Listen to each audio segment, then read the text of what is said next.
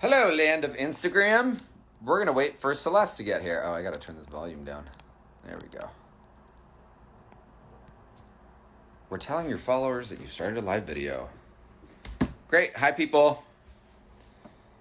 Hello, everybody. Those of you just joining on in. Hello, hello. Hi, hi. Hi, hi. We're going to see if Celeste is here. Yep, she is here.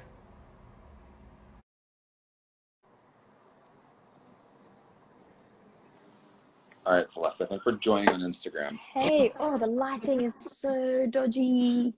Oh, Wait, hang now on. you're gone. Now you're gone. Yeah, hang on. Let's see if that lighting is better. That's much better. Okay, cool. Cool. Hey All right, guys, so how is everyone? I'm going to hit record on the podcast first. Okay, wait. 1, 2, here we go. Absolutely. Celeste, we're live, both on Oh, Instagram and on a podcast. this is very exciting. Hello, everybody. Thank you for having me. Yeah, for those of you guys that are just tuning in, Celeste is a wonderful yoga teacher based out of the UK, and we became friends through our mutual friend, and yeah, and then that was pretty much it. And then we were kind of Yeah. just chatting the other day about doing a live class, and Celeste had the brilliant idea of saying, well, why don't we do something that would be more supportive of teachers and do a live based on how to teach yoga and how we can support teachers best while they're going through all this COVID time. And then I said, well, why don't we podcast it too? So we're coming at you in every single direction, every way, shape, and form. You will succeed. You, You have no choice. Oh, okay, guys, and also for those of you who are from my community that are joining in, I just want to say a big, big thank you. Danny is obviously someone who is super successful in a very difficult city like San Francisco. It's very saturated with lots of yoga teachers, and yet you have carved out such an incredible following for yourself. I don't even know if your podcast listeners know how amazing you actually are. I think we need to like me? shout this from the rooftops. It's very sweet of you. I don't know. I'm just teaching yoga. Like I I just show think up and teach yoga. That's it's it. really cool. It's really cool just to hear about other yoga teachers that are doing well. Like I always like get this buzz when I hear about someone saying, you know, I'm a yoga teacher and I'm absolutely killing it. I get the shiver down my spine of like, yes. And so Yeah. yeah, my big thing is how can we get more of that happening in the yoga world? Yeah, I think, like there's a lot to it, right? Like one, we have to define what success means, and also, like let's dive in. Success to everyone is a little bit different, and Dharma Mitra said this to me, where he basically, in the kindest way, said, "Your dharma this lifetime may be to teach to 100 million people, and your dharma this lifetime may be to teach to 2 people."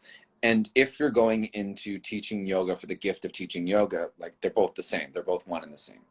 Now, if it was back in the day, like way, way back in the day, and we were teaching yoga, we would be probably doing walks around many different villages and towns. People would stay us up in their houses. They would feed us.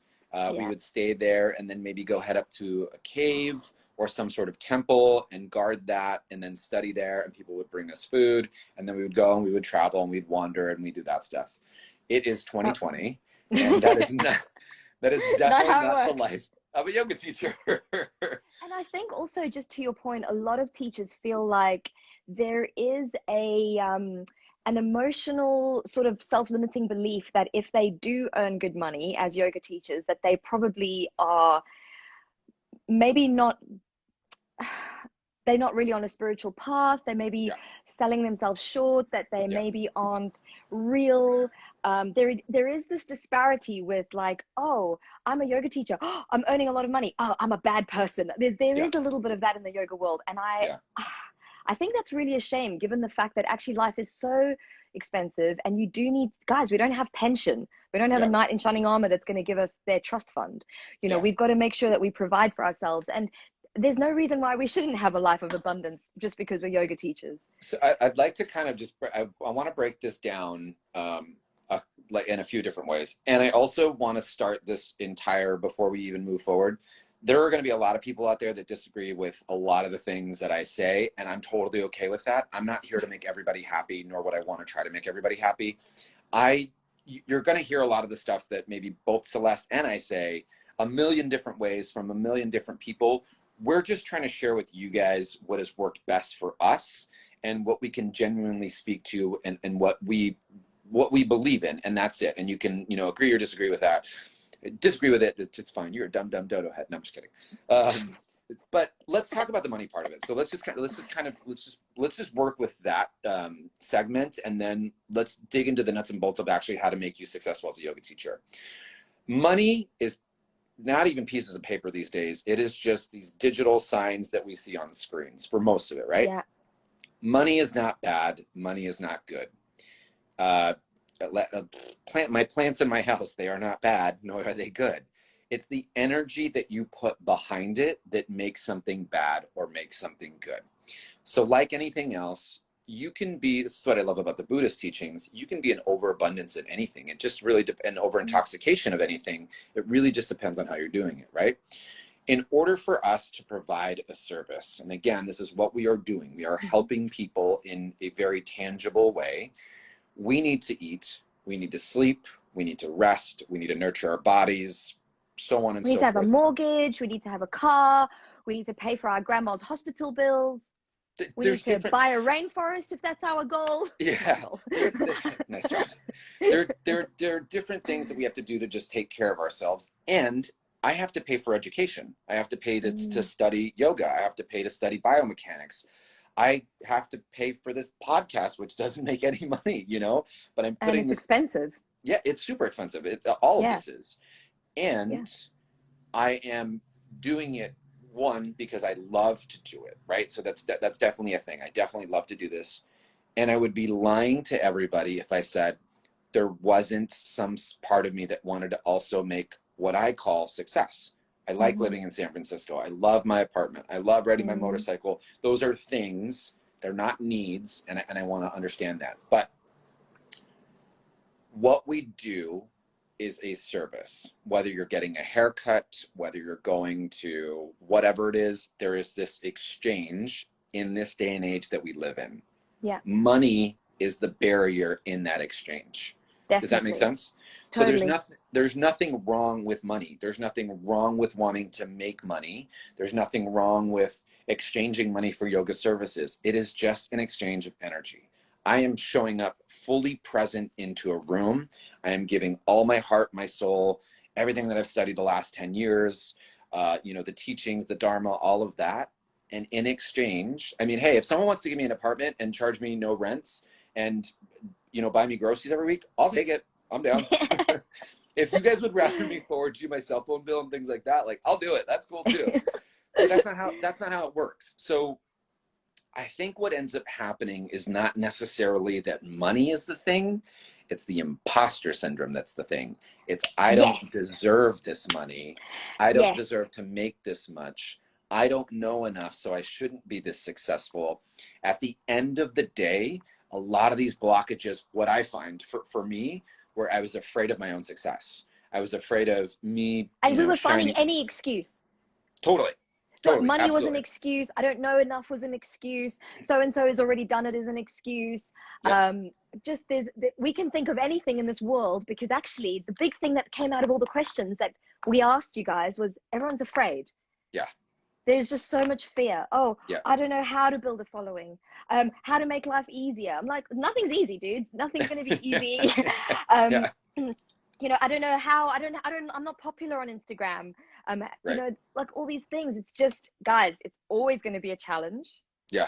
It's never going to be easy. And at the end of the day, if you kind of just peel away all those layers and you're just really honest with yourself, at the end of the day, it's either because you love it or because you're afraid. That's where your actions will always divert to. So it's important to just establish which one is your decision-making pointing towards. Yeah, and you know, all yoga, a lot of this, like this is what I love to do. When I lead the lecture of like the business of yoga, I love to add yoga philosophy in it, and I love to add the elements of yoga in it, because it's all yoga. It really is all yoga, right? But if you're going in and you're practicing that rigorous honesty, and like, you know that this is part of your life and your purpose and then really you're so in it, you're in the moment, you're in the now. These decisions, these whatever, they don't really matter because you're in it. You're already just going into what you're passionate about, or what it is that you're doing. You know, I will say that having a really solid mindfulness practice will pull out the imposter syndrome. And in fact, having a really solid mindfulness practice, or, you know, meditation practice, a sitting practice, we sit so that we can observe, right? We sit so that we can see the things come and go, you know, whether you want to use the analogy of the clouds in the sky, or the stuff flowing down the stream or whatever. But you feel and see the imposter syndrome coming, and you're just like, oh, here's the thing. It's a thought, and there it goes, right? Just like the feeling of, the feeling of fear. I am afraid of my own success, or I am afraid of making money, or I'm afraid of seeing myself on camera. That was a big one that came up. Yeah. And I'm just like, we all afraid of it. Do you think I like seeing my mug staring back at me and listening to my own voice? Oh, we all have that. I mean, if anybody in this planet looks at themselves on the camera and constantly goes, oh yeah, obviously you don't want to be like that. That's narcissism. You know, if you have any kind of doubt in yourself on a camera, tell yourself, I'm a real person. I don't have that narcissistic edge. But hey, we just have to go for it anyway, because how are we going to build this business that we've got in our vision? Well, and the other thing I'll say to that too is, like, you know, they're feelings, you guys. They're just feelings. And you know, being completely honest, yesterday I was extremely pissed off. I was super pissed off yesterday, and I woke up today and I was no longer pissed off, but I'm still here. Do you know what I mean? Thursday, you're gonna be here, and it's gonna go like this. Yes, Thursday I was really sad. I was really sad on Thursday, and then I woke up on Friday and I wasn't sad anymore, and I'm still here. I am not my feelings. You know, feelings are a part of it. I get you. Feelings are gonna come, feelings are gonna go, but I am not my feelings. You know, I have them, and so I want to be mindful of them, and I want to be aware that they're there, and you know, I want to call them out, but I also don't want to just buy into them, because that's just drama. You guys, we're really creative up here, man. Some of the story, like, sometimes I just sit back and like listen, because the stories that we create are really good up here. Like, there's some really good like telenovelas in there. I mean, one girl wrote the question. She said, you know, I don't like how my face looks and my mouth does funny things when I talk, and I don't think anyone will follow me or something because of that. I can't remember exactly what she said. And, you know, the example that I use often is, you know, some of the most successful people on the internet have got bad scars, very overweight, have been through car accidents, have lost limbs. I mean, one of the guys that I follow, he's not the traditional person that you expect to be famous and good, but he's doing so well, and he's got no arms and no legs, you know. And I know some people with multiple sclerosis who are faced with insurmountable challenges every day just to get out of bed. And a lot of these people are actually quite successful on the internet. And I actually personally like it when I see someone with a real face, and that isn't necessarily totally perfect all the time, you know, who talks in their own unique, passionate way. I'm not after perfection as a consumer. And I think that we need to get out of our heads that this, again, I think is just an excuse not to do it. Yeah, it's a lot of it is just, again, the story that we tell in our head is buying into the drama. And what helps pull you away from the drama? Being in the practice. You know, when you're in line with the yamas and the niyamas, when you're, you know, sitting there, when you're even the nuance, you know, whether you want to go on a philosophical route or whether you want to go on just a biomechanical route, when you are in the body, when you are in, I don't know, one of Celeste's class learning about joint articulation of your hip, which was, by the way, killed me that day at Equinox. You know, listening, drawing your mind's eye, your awareness into the subtle nuances of your body is teaching you mindfulness. It's teaching you yoga. It's teaching you yoga practices, right? And when you are dialed into the practice, everything else is going to, like, there is no question. You're in flow state is what I like to call it. You know, when you're in that, when you know that you're keeping honest, right? When you know that you're doing the things, then it's all good, you know, and even the stories and whatnot, they start to step away. I want to talk a little bit about fear. And those of you that have worked with me on this before, there is a really brilliant analogy that I have heard, you know, about fear. And it's, fear stands for false expectations appearing real. You know, it's something in our mind that hasn't even happened yet. And fear is not a bad thing, y'all. Fear is something that is, it can actually really, you know, fear in a lot of situations is the thing that Keeps you says, safe. yeah, Yeah. 100%. Yeah. You're walking down the street and it says, maybe I want to go in the lighted route, you know, or maybe Yeah. maybe I don't want to walk alone tonight, or whatever it is that you're doing. Fear is not the end of the world. It's when we let fear be an abundance or an over intoxication, just like money, or just like whatever, you know, just like doing too much physical yoga, or doing too much pranayama, and you're just in the clouds the entire time, you know. You've got to find balance, and fear can actually teach you a lot. Fear can teach you a lot, and it can bring you to some really cool places and realizations. You have an opportunity to strengthen your relationship with it and get to know it. Absolutely. What I find Amen. for me, what I find, again, for life, a lot of it tends to be a really scared, you know, 7 or 10-year-old Danny that's like, oh, well, you know, you grew up poor or whatever it was, and, you know, you're going to be this, you can't be successful because you didn't grow up like that. And I just have to like be like, hey, thank you so much for getting me here. Thanks so much for getting me to this far. I'm going to pick you up now. I'm going to hold you, and we're going to be okay. And we're going to move on this together. And then I'm going to, you can just put them down and say, I'll get back to you later. And then you yeah, exactly. You know, I mean, exactly. Someone has literally just written, I find it very difficult to talk in front of the camera. And I just want to kind of say this, that it's hard for everyone when they first start. And it's like a skill that you would pick up. And the example that I use when I'm mentoring people is I often say, guys, if you were a professional actor in Hollywood, how many times would you retake one scene? Sometimes hundreds of times until the director feels like, yes, I've got the perfect thing. And we really give ourselves a hard time when we step in front of the camera and we expect to do everything in one take. Yeah. It's not realistic. Yeah. You know, and don't be afraid of the camera, and also just practice. It's just a skill. For the person that wrote that in, you know, Piamo, like you didn't walk into teacher training and then you just like, you knew it all, right? I'm sure at some point in your teacher training, they had you, you know, say things out loud. They had you teach just sun salutation A, and then they had you teach maybe sun salutation B. And then you started to layer and layer and layer and layer. And then that's, you know, eventually where you got. I think, Celeste, maybe we start to move into like the more like tangible things on what to do. I'm excited about the next section. So Celeste and I can both geek out on this. And if there is one thing that I want you guys to take from today's conversation, it is the concept of progressions and regressions, okay? So when we look at this in biomechanics, there's basically a baseline of where something starts. And then, you know, you make things a little more accessible, or you can make things a little more challenging. Now, the concept of progressions and regressions is, a lot of times in order to progress something, you have to regress it, okay? So let's take the concept of, high lunge, okay? Just so that everyone understands the framework on this. High lunge can be a pretty challenging pose. If you don't have the strength, I don't know, in the legs or the glutes or somewhere in high lunge to come up, you would bring the back knee down, and then you work on that, maybe some drills to strengthen the legs, and then eventually you can get up into high lunge, right? And if you're in high lunge and it's already like a piece of cake, then maybe you put a block in your hands over your head, and that makes it a little more challenging, right? So the concept of progressions and regressions in everything that you do in life and in business. So if you're afraid of teaching in front of people live on the camera, then regress it. Do a short little video of you filming yourself. Watch that for 2 minutes until you're comfortable, right? And once you get comfortable with that, maybe you add a progression. You call one friend and say, hey, can I FaceTime you for 5 minutes and teach you a yoga class really quick while I look at myself?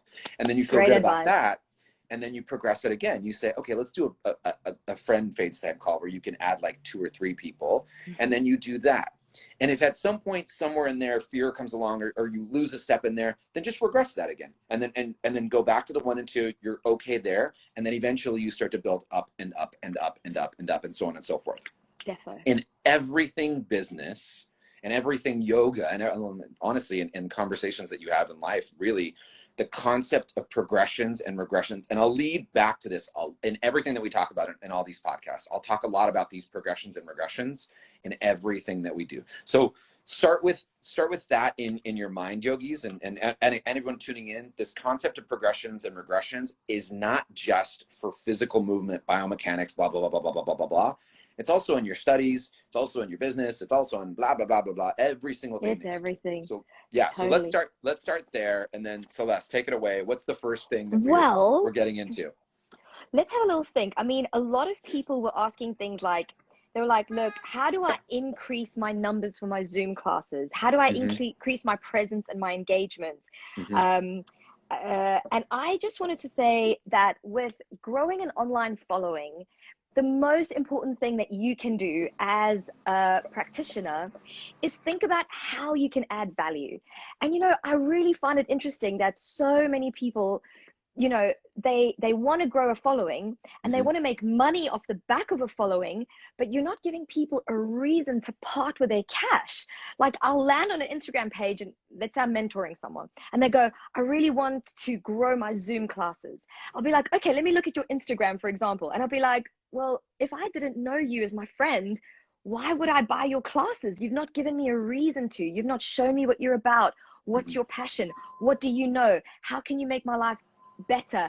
Can you teach me something that I've never learned before? How can you get me into a pose I've never done before? It's all about thinking, how can I add more value? And so if you can just take a moment in your own business to sit back and think about your life experience. Maybe you've survived cancer. Maybe you had a divorce situation which was really difficult. Maybe you have a child that has maybe some kind of difficulties and you've had to navigate that. Those experiences are not something to box up and put in your closet and forget about. Think about how those have enriched you as a person, and how can you then take those experiences and use them to inspire other people that are going through very similar things. Because ultimately, we're all going through unique experiences, but we're a fool to think we're the first one. Right. You know, there's other people, and there's billions of people on the planet. You don't think that someone's going to relate to your story? Yeah. And even if it's not in the exact format, like let's say you have a child and this child's maybe got some kind of difficulty and you're really having to navigate that as a parent. Maybe the child that your audience has got a different challenge, or maybe they're just a parent, but you can still relate that feeling of being a mom or a dad, having to provide for a little being and that being difficult. So I'm using that as an example because I feel like so many people are parents and they forget that actually this is one of the most valuable experiences, that you can impart some of your wisdom. Don't box that up. Don't think that it's not worthy. And I think that this comes to a whole topic of authenticity and transparency. And people have a big time issues with really sharing their true voice and sharing their true experiences, because it might be that they feel they could be judged for that. And I personally just want to say that goes back to the fear chat that we had at the start of this live, which some people asked, when did we start? We started 24 minutes ago, just in case you didn't know. Guys, we all have to deal with those feelings. You're not alone with that. But just remember, if you can help one person, that's amazing. Like, that's why you got into teaching yoga in the first place. So hold on to that. So start by adding value, and start by thinking about what it is that's happened in your life that you can use to leverage that value.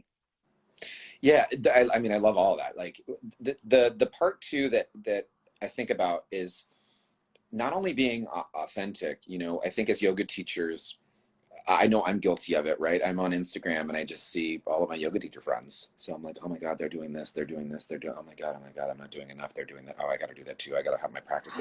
So true. We're surrounded by our yoga colleagues. You have two ways that are crushing it. That are crushing it. You have two ways of going into this. You can choose to see everyone as competition, or you can choose to see everyone as a colleague. And I don't know about you guys, but I do not have the time, the energy to make everyone competition. I'm just not going to do it. I would rather hang out with everyone and be cool with everyone and make friends with everybody than try to see, like, that's not the way that it goes. Like, you create that barrier for yourself. You create that resistance for yourself.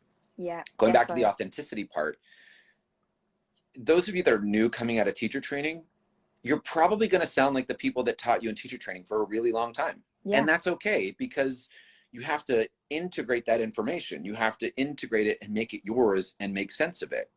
As Celeste was saying, you know, you might have gone through cancer, da da da da da da da da da da da.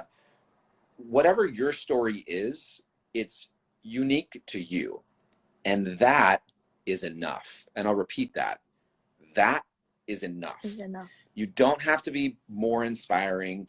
You don't have to have come from the slums. You didn't have to survive a car accident and then you taught yoga. You might have just woken up and been like, I really want to teach yoga. I really like it. And that is enough. There doesn't have to be this whatever. Big your thing. passion. No. Yeah. I mean, I don't have a big story. Yeah. I don't have a big story to share with the world, but my passion is obviously anatomy and biomechanics. And I guys, just FYI, I didn't even leave university knowing what I know now. Like, it took so much time to get to this point. And do you know what I do before every single post? You think I just know all the stuff off the back of my head? I go and research things. I'm on internet. I look at YouTube videos. In fact, I go so far as to be very honest with you, going, someone's asked me to teach a workshop. I'm going to do it on hips. Now, of course, I know some things about hips, but I don't know everything.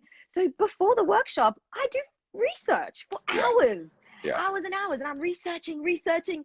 And then I go and present that information. I don't just wake up knowing everything. And that is my journey that I'm sharing with you. And that's okay. Like, it doesn't have to be that I've survived, you know, some kind of illness. But my journey is the fact that I'm constantly trying to learn more, and I'm trying to impart that in a digestible way to you guys. Right. Yeah. And where you're at in your teaching is also enough. You know, if you've only been teaching for a year or for whatever, like, what you know is enough. And so you teach to what you know, and then, you know, you learn more and then you go about it. Like, what I want everyone to remind themselves is, like, first, everyone pause, take a little break and take a breath, because right now is not the time to have to be doing the most. Right now is not the time to be so much like, I've got to be everything productive because I have all the time in the world and blah, blah, blah, blah, blah. We are going through trauma right now. And so everyone needs to take that in for a second. We're going through trauma, and we need to process trauma.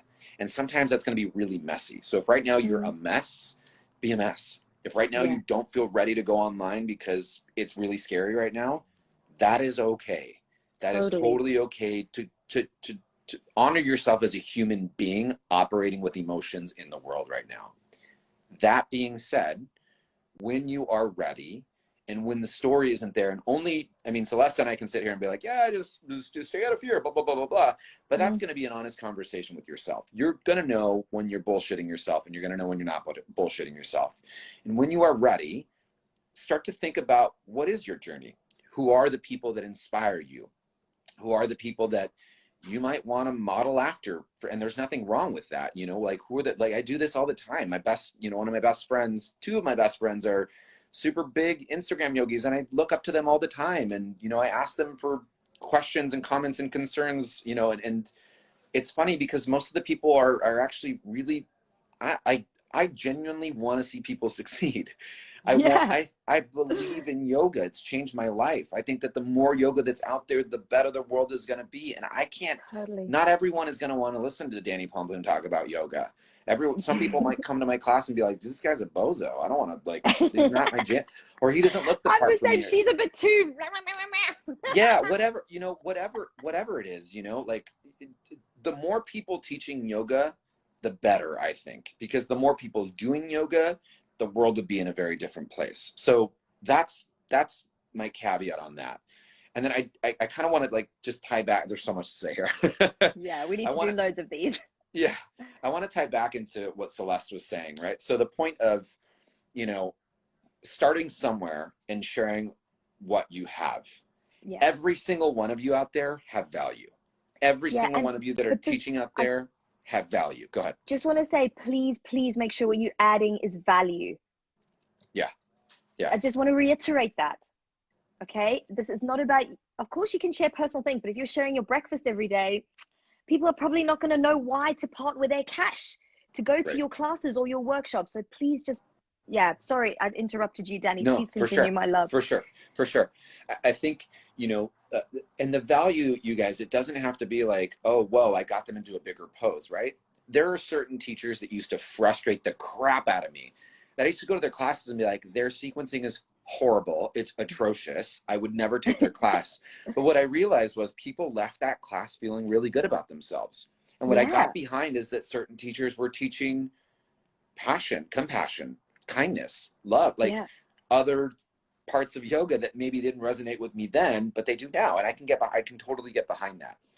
What you offer is great. Whether that's, you know, you're a biomechanics person or whatever box you want to put it in.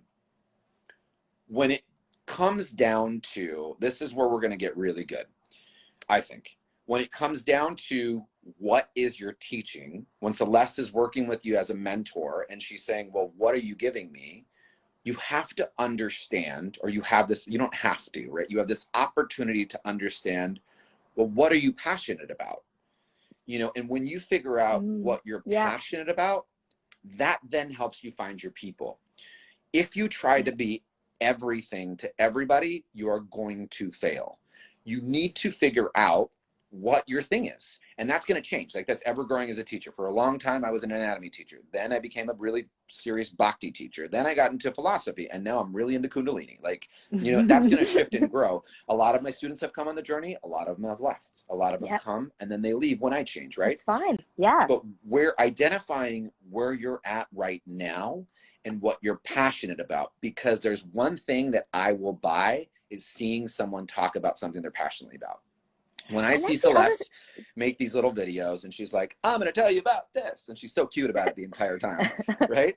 I'm like, I want to listen to her. She's like, she loves this shit. Look at this, you know? Yeah, that and makes I me think want to do that. that enthusiasm is maybe a little bit lacking. I think in the yoga world, there's this, I don't know if this is the right word, like austere. Is that the right word? When you're like really calm and you're very composed. And so people, you know, they really try and, I know you guys are freaks. I know you guys are weirdos. I know what you get. You dance around your living room like a crazy person naked sometimes. I know that about you. And I just want you to tap into a little bit of that excitement for what you want to share with people, because people want to see that enthusiasm. And sometimes everything's a bit like, it just depends. I'll yoga it for Celeste. What Celeste is talking about, like, very much Celeste is Rajasic energy. So think the top of the lake where, you know, the wind hits the lakes and there's waves up here. That's very Rajasic energy. So that's where she's coming in, right? The Tamasic energy would be like the moss that grows at the bottom of the lake. Now, depending on where people are at in their journey, some of them may be in that stillness cycle and they stay there, and that's okay because they're going to be able to speak to a lot of people there. However, if you plan on offering something being like, I like anatomy, I'm going to teach you about anatomy, I really love it, that might be hard for people to get behind. But, you know, I think that chill energy can come across with a lot of sincerity and 100%. You know, and sometimes that grounds people. Like, I love watching people like that, especially if you can sense the passion. But I think that we need to bring our true personalities out. And that goes back to your authenticity. Like, if you are someone who's very calm and very chill, that's okay. But show your real self, you know, don't try and pretend you're always calm and chill and super like Zen person, you know, because people can spot bullshit a mile away. People are super intelligent. Don't underestimate the people that are following you. So be yourself. And that's hard. That takes practice on camera, because camera is an unnatural thing. We have to call it out. Like, it's not natural to do this. I'm staring at my own face. It's weird. What I would also, you know, kind of just leading back into getting to know where you're at as a teacher is going to lead you into, I think, what is the most important segment.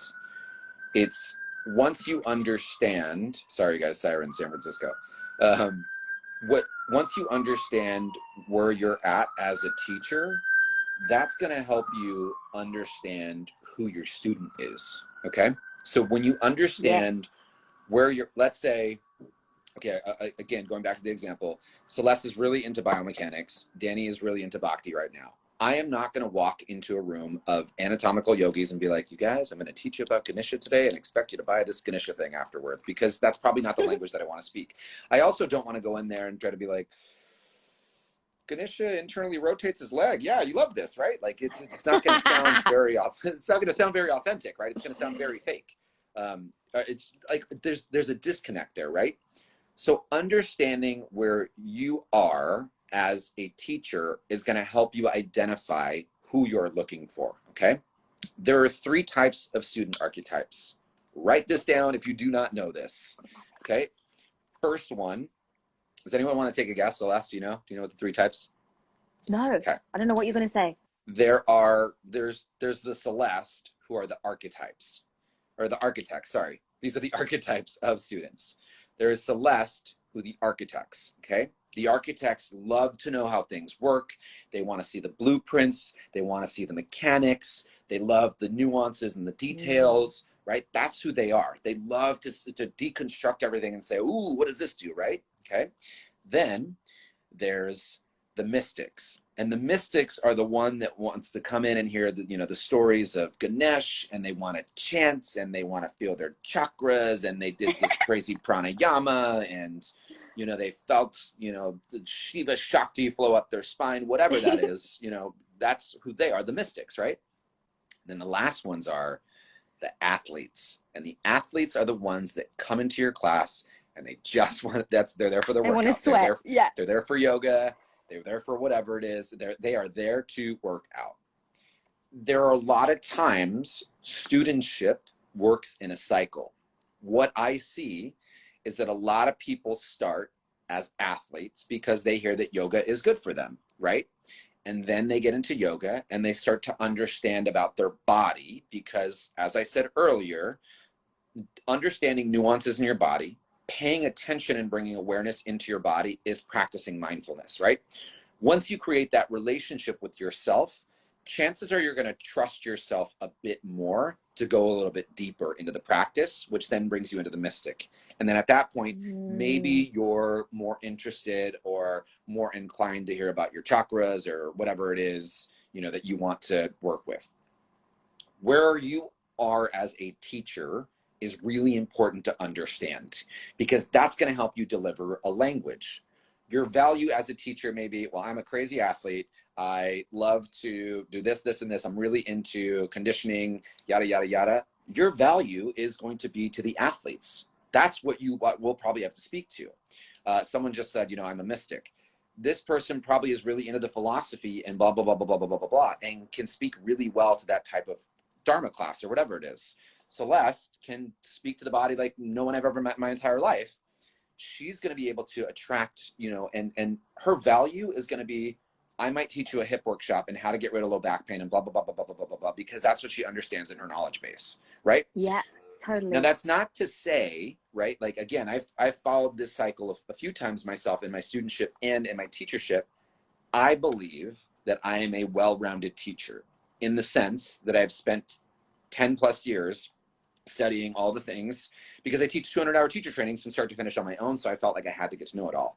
However, because I understand where my passion lies in these 3 sections, like Celeste was saying, I know who my person is. And I know who what I like to now introduce is, oh my God, that's grinding on the outside. Is that super loud? The lawn. Oh, It's man. okay. No worries. You're much, much more powerful than that noise. We're going to go through it, you guys. I'm so sorry. This is what I get for living in a city. So because I understand, you may be into all those 3 things. I just said that. Because I understand, right, these 3 things, there is still something that is a little more, one hits more than the other. I know that people come to my class because they want a really strong vinyasa practice. They are going to learn something about their body, and they may flirt a little bit with my chanting, just the tiniest bit, right?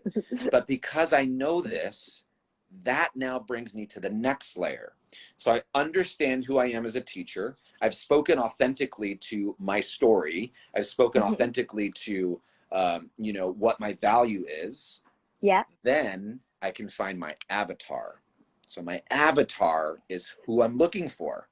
Who is my avatar? Like, get to know this person in your head really well. Like a muse. Would you say that the similar Yes. concept is like an artist looking for a muse? And in fact, in 100%. business, they actually use the term muse. And what they'll do is, guys, I did this many times in my business, is I would actually sit with a pen and paper and I would write pages and pages describing my ideal client to the point where I gave the person a name, an age, an address, a height, a partner, a dog, what they wear, where they like to go, what kind of things they like to do. I mean, the detail that I went into for my muse was ridiculous. Now, you might be like, but I just want to teach everyone. You cannot.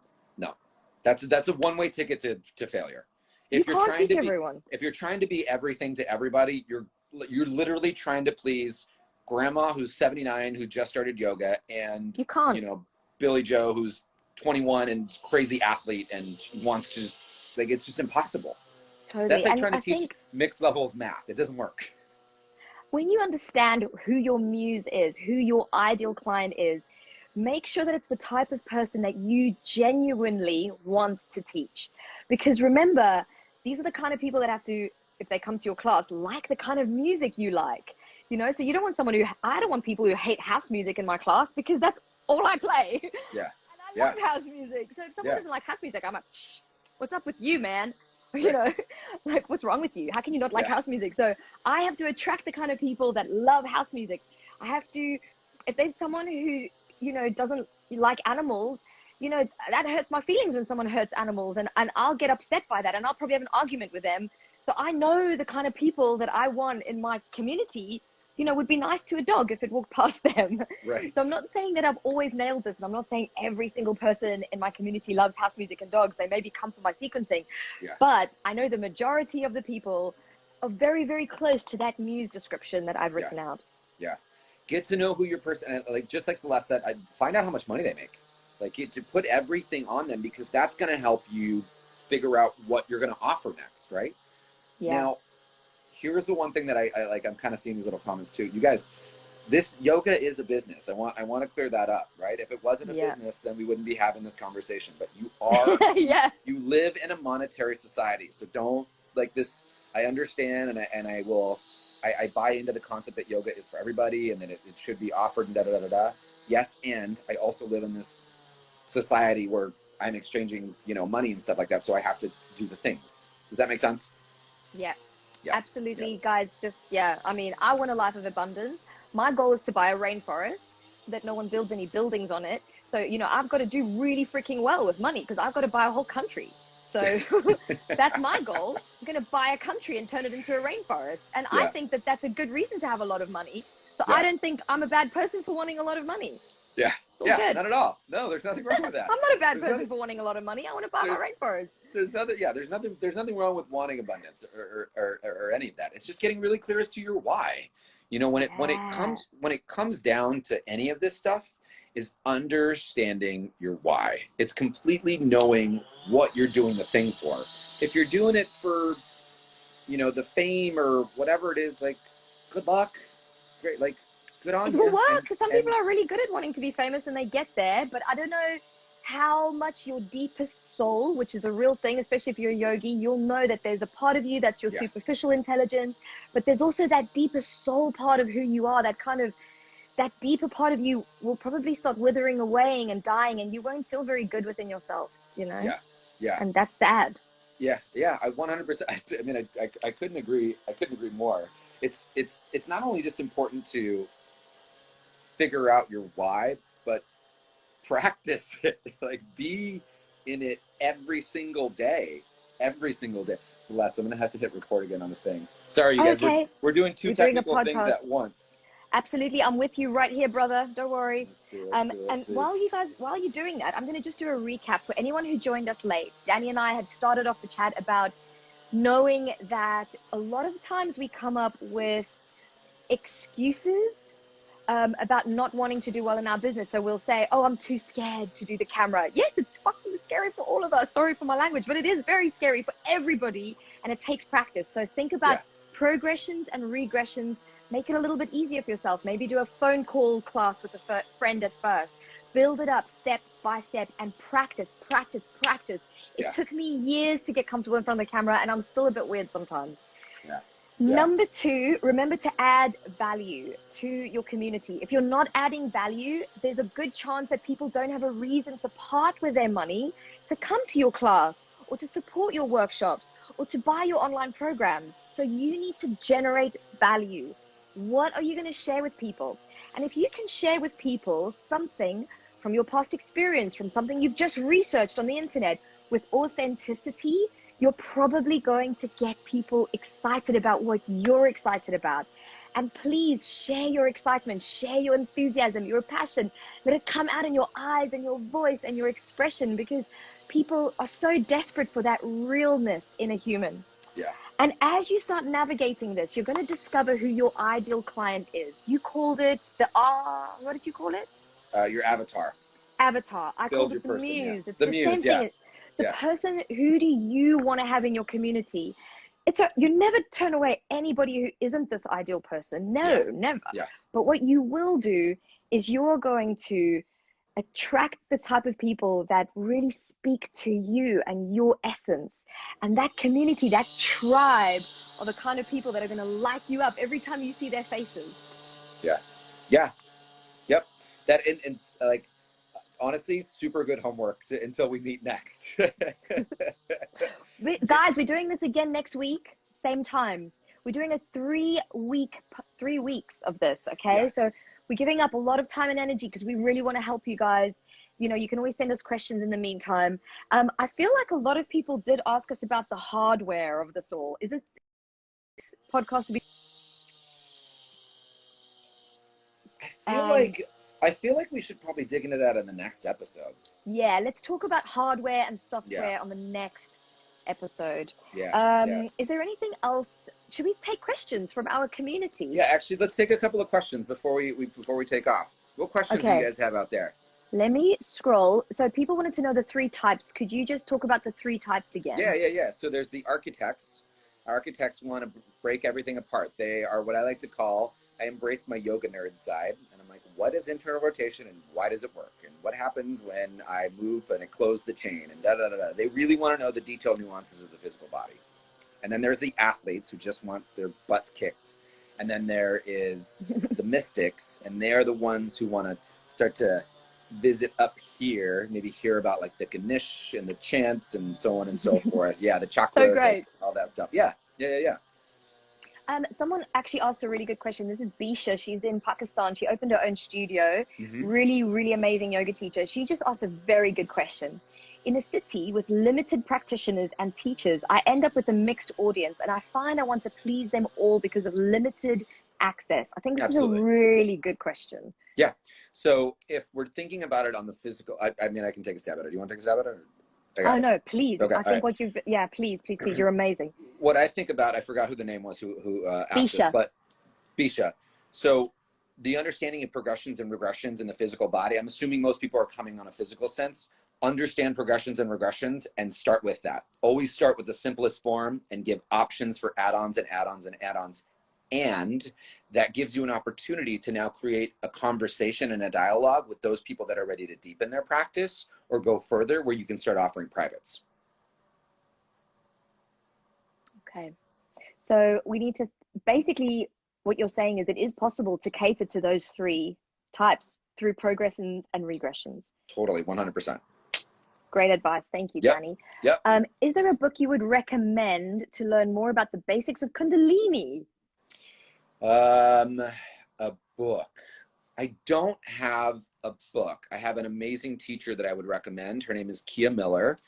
She's my current teacher, and I just think hi Kia, I love you if you're out there. Kia Miller, you can look her up on Instagram. I've heard amazing things about her. Yeah, I just spent 2 weeks in India with her, and it's phenomenal, like mind-blowing. But check out Kia Miller.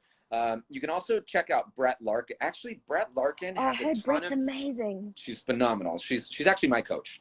Wow.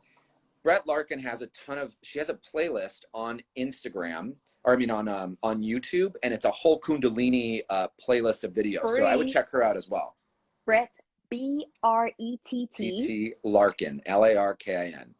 Great. Okay. Yeah. And then I feel like I know teachers who'd say we're all 3, especially Ashtangis. Yeah, true. You can be all 3. I think the thing that Danny and I are trying to get at is that you can, of course, teach classes that have all 3 elements that cater to a wide audience. But I think what's important for you is to be very clear about who your ideal client is, because the more clarity you have on that, the more you're going to attract those people into your bubble. Yep. So be clear about what you actually want. And I think this is going to bring me back. Actually, I should have spoken about this right at the start. When anybody ever asks me, Celeste, please can you help me? I don't know what I'm doing. The first question I always ask everyone is, what is your vision? Yeah. What is your vision? Yeah. And then they're like, oh, I don't know. Well, then how do you know what you want to do or where you want to put effort or how you're going to say Right. no to opportunities that are crap? Right. You know, you need to understand where you're aiming, guys.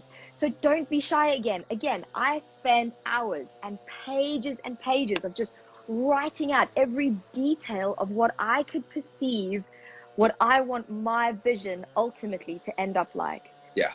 Yeah. And so you got to put in the time and you've got to spend time. And Matt, this is another trick from Joe Dispenza. Love Joe Dispenza. Dude. He works with Tia Miller. Yeah. Yeah. I'm such a ledge. So guys, right now is the time to act as if you've got what your vision is. Yep. Walk as if you're that teacher who has full classes. Breathe as if you're that person who's selling online programs like a badass. When you show up to your online classes, whatever your vision is, act and breathe and think and feel what it would be like if that was already a possibility for you. Right. It was already a reality in your life. Don't wait until you get there to feel it, because that doesn't happen. It doesn't work like that. Right. Right. I agree. So Cool. we're feeling it. We're in it. We're almost wrapping up the hour. I think we got time for like one more question, maybe. Yeah, because Louise is asking, what if the vision keeps changing? And too, I guess. What do you think, You're always Danny? going to change. Yeah. What if the vision keeps changing? I mean, my vision changed loads of times. Yeah, totally. If it's changing every day, I would invite you to sit down with yourself and figure out where you are. That's, I mean, let's just call it what it is. If it's changing daily, then you might want to sit down and get to know yourself a bit better. But if it's changing along, you know, the years, the time comes, it's supposed to happen. You're going to grow and learn and change as a person, as a teacher. That's going to happen. That's going to shift and change. So yeah, that's really good advice. How frequent is your vision changing? Because if it's like Danny says, a daily thing, then, you know, yeah, you summed it up perfectly. Get to know yourself. Yeah. Because that maybe shows you're a little too, what is the right yoga terminology for someone who's changing a lot? Too rajasic. You're just like, or maybe too vata. Yeah. You might have way too much tapas burning in there. I'm way out of my depth right now using all these Indian terminologies. Guys, I think we're kind of getting to the end. Okay, so Louise is saying it's not too frequent. That's okay. Like every 6 months to a year, things might adapt a little bit. But I think the consistent thing is, I know Louise, and her consistency is you want to teach yoga. And so that's the consistency within that. It's just maybe navigating how that's going to look in the future is the things that you want to, oh, there you go. It's Vata. Shit, two Vata. That's me. All right. Well, I think until we'll see you guys next Thursday, 9 a.m. Pacific Standard Time, 5 p.m. UK time. Yep. And if you guys have any questions on any of the things that we've talked about so far, you can feel free to DM us. But Celeste and I are actually going to start collecting this information because it looks like more people want to break this down in smaller groups. So we're talking about offering something for you guys to be able to dissect this a little bit more. And then I'll put up a little link after this. Give me like a couple of hours on my Instagram story and share it with Celeste. And if you guys want to drop your email on this, what I'll do is I'll save this. I'll put this together in an email and we can send it to you guys. That way you can listen to it a couple times. And then the podcast recording will be coming out in a few weeks anyway. So you guys will have this to just go back and tear apart when you're ready for it. Awesome. Oh, you're so amazing, Danny. Thank you. Because everyone's always like, is this going to be recorded? And I'm like, we'll save it for more than 24 hours. We'll save it for we're going to have this as a podcast on Danny's amazing podcast, which is the Yogi Misfit Sessions. Hey, yo. The Yogi Misfit Sessions. Please, guys, check it out. Also, Danny, are you teaching any online classes at the moment? Yeah, if you go to my website, dannipomplun.com under live streaming, Sunday mornings would probably be the only one you guys could get to. It's Sunday morning, Pacific Standard Time. Yeah. If not, I teach 6. If you're up late night and you feel like doing a 3 a.m. class at your time, go for it. Probably not, mate. Yeah. Guys, also from my side, I teach on Saturdays at 12 UK time and Tuesdays 6:45, and it would be a pleasure to see you there. And also, guys, next week, I think let's do some of the hardware, software chat, and also teaching on Zoom, which I think is a very important topic to cover now during the coronavirus, because basically that's how we're earning money. Yep. And that's what this is about, getting you guys to earn a healthy living. All right, y'all. This is Celeste and Danny saying peace out. Peace out. Bye, guys.